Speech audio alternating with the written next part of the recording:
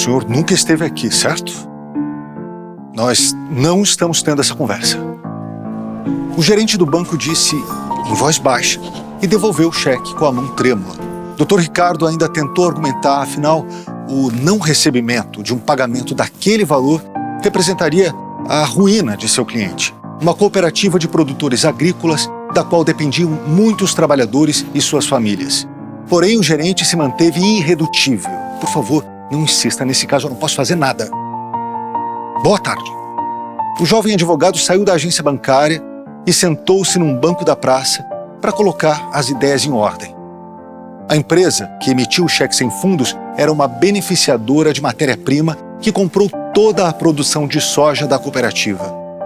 Uma empresa que pertencia a Elias Martins, conhecido como Sheik, um homem que controlava com mão de ferro o contrabando de veículos, drogas e armas dos dois lados da fronteira entre o Brasil e o Paraguai.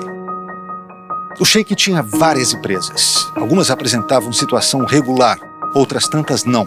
O cheque em questão era de uma empresa que estava em situação regular. Uma SUV escura deslizou em volta da praça e parou por um instante diante do Dr. Ricardo, antes de seguir silenciosa.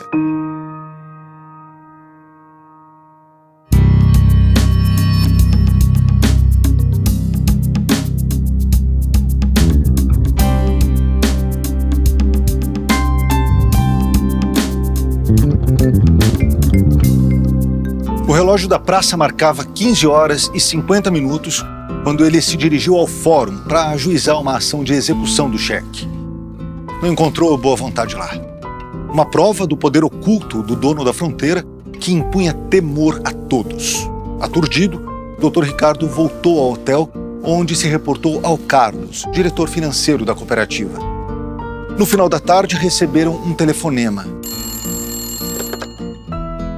Um homem que não se identificou comunicou que o Sheik iria recebê-los em sua residência naquela noite, às 20 horas.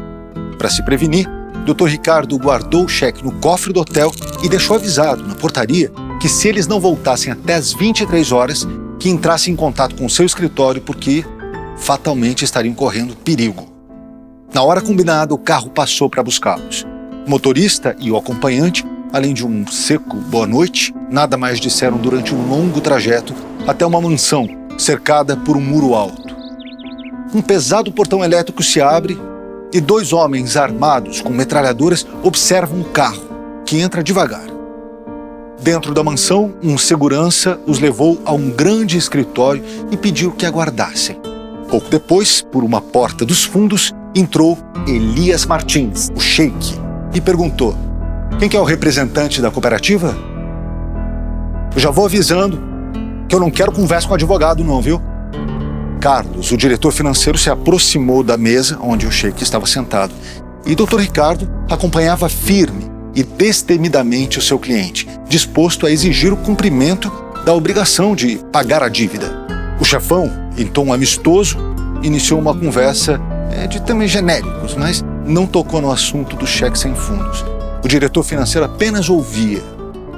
Passados quase 10 minutos, o advogado respirou fundo, se aproximou da mesa e disse: "Eu peço que o senhor me desculpe, Sr. Martins, mas estamos aqui por causa de um cheque emitido por uma das suas empresas que foi devolvido e que..." O chefão interrompeu. "Você tem peito, rapaz? Olha, eu quero te avisar que a sua viagem é longa e que você pode sofrer aí um acidente, viu?" O Dr. Ricardo ignorou a ameaça e, em voz firme, respondeu: "Eu peço que o senhor coloque essa questão na sua consciência. Porque o valor do cheque é muito alto e põe em risco a sobrevivência da cooperativa. De minha parte, eu tomarei todas as medidas judiciais, inclusive criminais, para fazer justiça." Depois de um longo segundo de silêncio, o Sheik prosseguiu: "Ao final da minha conversa aqui com Carlos, eu vou resolver essa questão." Elias Martins anotou suas condições num papel, passou para o Carlos e pôs um ponto final na reunião. "Estamos conversados." No dia seguinte, a diretoria da cooperativa aceitou a proposta e incumbiu o Dr. Ricardo de formalizar a negociação. Dessa vez, a reunião foi marcada pelo Sheik em uma cidade fronteiriça, do lado paraguaio. Dr. Ricardo não se intimidou, tomou um táxi e atravessou a fronteira. Ao chegar no local, não pagou a corrida e pediu que o motorista o aguardasse para trazê-lo de volta. Depois de uma longa espera, o advogado foi atendido e o acordo concretizado. Ao sair de lá, o advogado viu que o táxi não estava à sua espera. O motorista preferiu perder o dinheiro da corrida a esperar na porta do escritório do poderoso chefão. Dr. Ricardo teve que voltar a pé. Caminhou receoso de sofrer qualquer tipo de agressão e, ao atravessar a fronteira, pegou um táxi que o conduziu até o hotel, onde constatou que a primeira parcela havia sido depositada.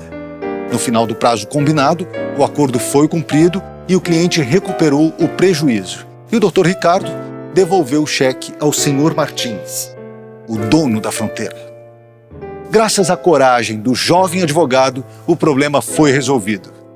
Sem advocacia, não há justiça.